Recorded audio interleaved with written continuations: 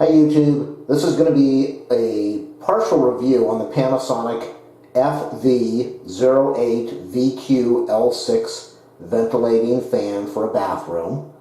Let me go show you what it looks like right now.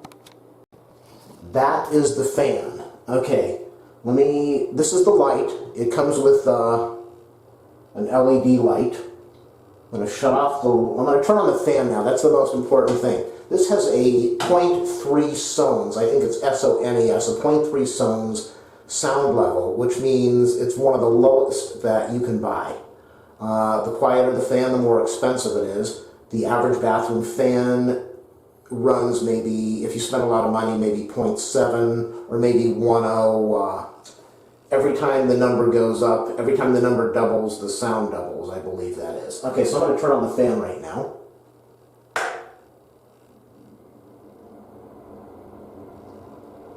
I'm in the bathroom, the door is closed. It's a very small bathroom, as you can see.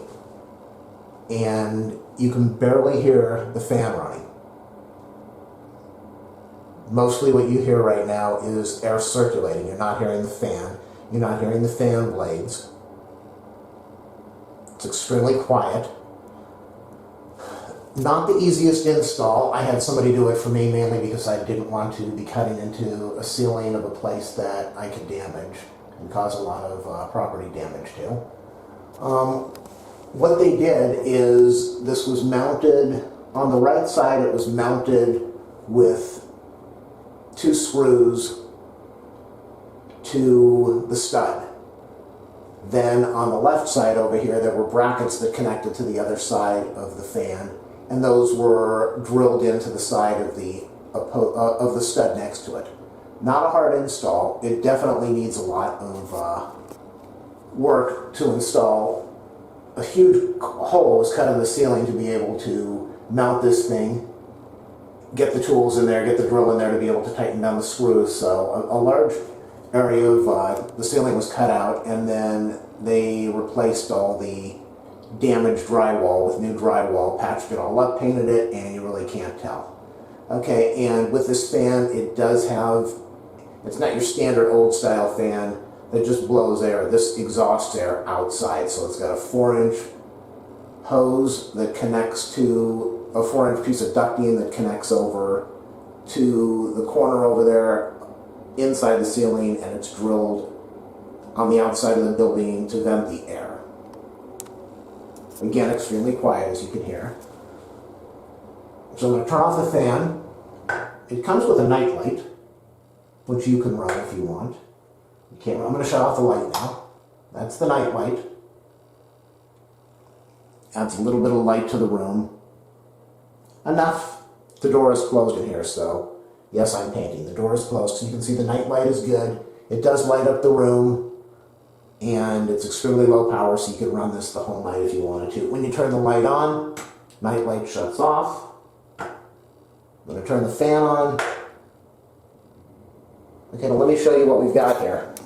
I installed it this way, where I have a double switch. Originally there were 2 switches. One controlled my original lamp, and the other controlled the original fan. So I have a double switch here. That controls the fan. I kept this strictly on the light. And this one controls the night light.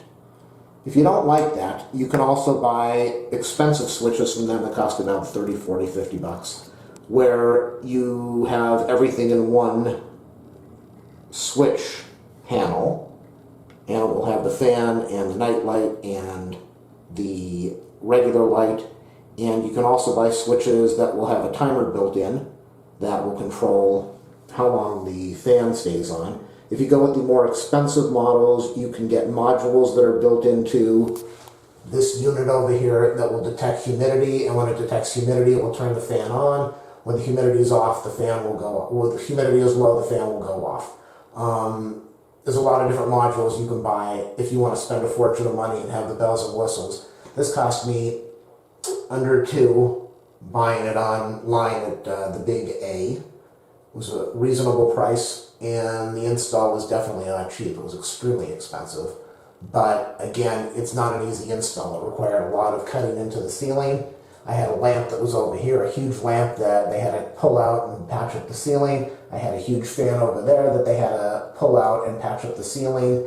They had to go to the cut out a hole in the corner over here so they could reach the outer wall of the building. They drilled a huge 4-inch hole into the wall, making sure to avoid the building studs, and then they mounted the outside external vent, connected ducting from here over to the fan.